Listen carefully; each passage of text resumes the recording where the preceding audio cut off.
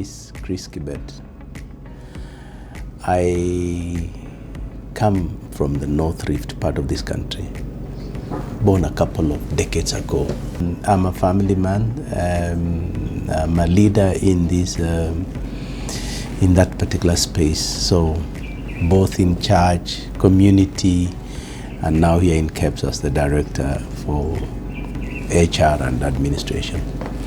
So I wanted to be either an engineer or a singer, but ultimately my dream was to get out of poverty.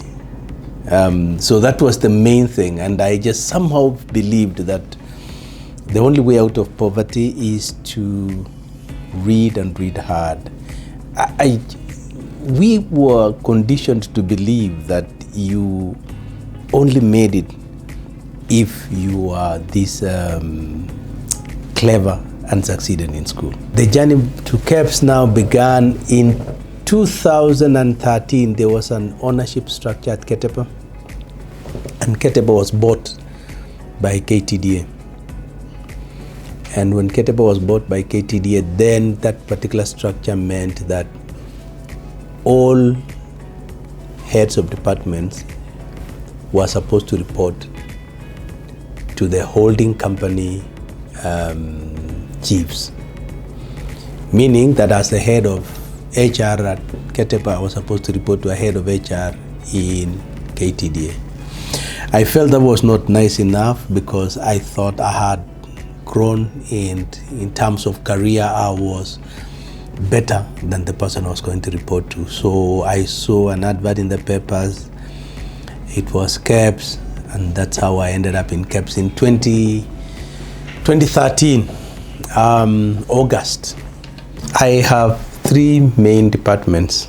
I have marketing in customer care, I have administration, and I have human resources. The main function of these three departments is actually to make KEBS a conducive working, to create a conducive working environment, so that when the people are here, not only then are they safe, but also they have the morale and the energy to deliver. We are also entrusted with taking care of the assets of this great organization and making sure that we deploy them cost effectively. In terms of recruitment, first of all, we are an equal opportunity employer. Number two, we have transparent recruitment processes, and we assess our staff and the people that we need. And finally, we take care of community interests so that we show the face of Kenya as we come into our recruitment. So our recruitment is open. In other words, it's put out in the media and it's in our website, so everybody can know when we are recruiting. We want to become an organization that allows for people living with disability, and that nobody is discriminated against in the basis of your gender, religion, and any or tribe even. So we are an organization that we are diverse. Maybe just to report to you that currently our staff composition represents the face of Kenya, and every particular county in this particular country is represented within our workforce. We will continue to do the same because we believe that we set the standard for every other organization to follow in this great country. What we are doing currently is, one, open up areas of benchmarking with other organizations so that then we are world-class in terms of our operations. There are staff that we have seconded to other international bodies, and we give opportunities for training and development for our managers. This, we believe, will create a pool of leaders that are able to adequately supervise and lead their departments or sections using the best corporate governance tools and initiatives. Number 2 is to open up our staff to the world in terms of what they're able to give. In other words, having a mindset that is slightly enlarged, not narrow, but opened up. And that is why we said that we want to have our organization in every sense have this feel of a human touch in all our operations. And finally, for our people is then to ensure that there is trust and collaboration between them. That way, when we handle those issues, then we have an organization that is not only world-class in every way, because the competencies therefore developed among the people is what everybody around is looking out for. So our people remain our greatest asset. Not only are people great assets for organization, it's actually the right people.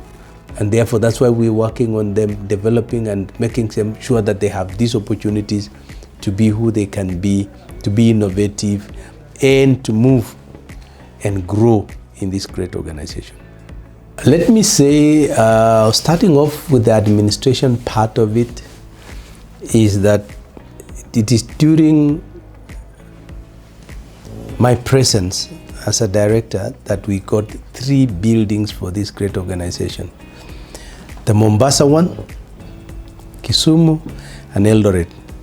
They were all put up and completed during my tenure.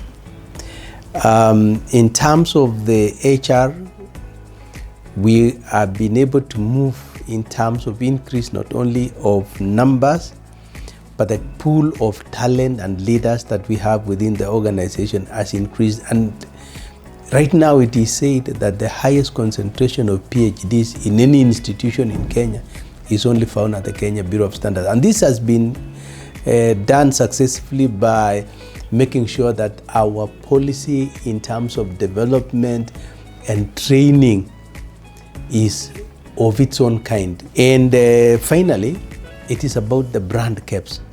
It is during this time that we are able to rebrand and come up with initiatives and a marketing strategy that has put us among the 5 key strategic parastatals in this great country. So my time here has been rich, exciting, and a great learning opportunity. I have worked with several institutions, but KEBS remains the most unique in itself. The team spirit around here, the vibe around the people is on another level. 50 years is not a mean achievement. We've done well as an organization. It means we have matured.